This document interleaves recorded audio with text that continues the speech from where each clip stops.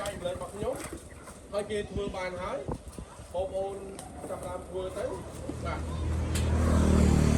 ពេលជំនួយនេះគឺចែកម្លែកប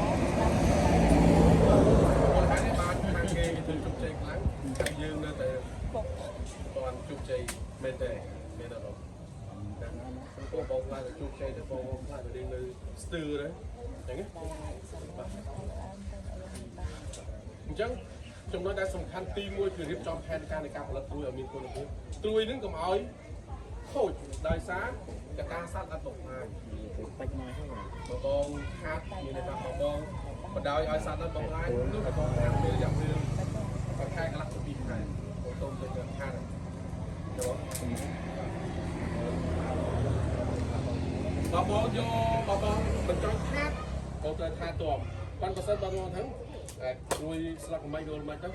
ការផលិតគុណភាពសាច់បងគុណភាពផ្លែបងទៀតគេដែរដល់ទី1នៅបញ្ហានៅពេលកន្ទុំជាស្លឹកអត់គ្រប់គ្រាន់បុកត្រួយមកទុកត្រួយមកវាទៀតនៅពេលដែលវ័យផ្លែឆ្លងពី45ថ្ងៃទៅ65ថ្ងៃ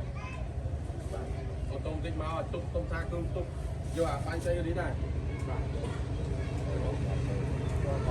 Chúng ta nhưng chúng ta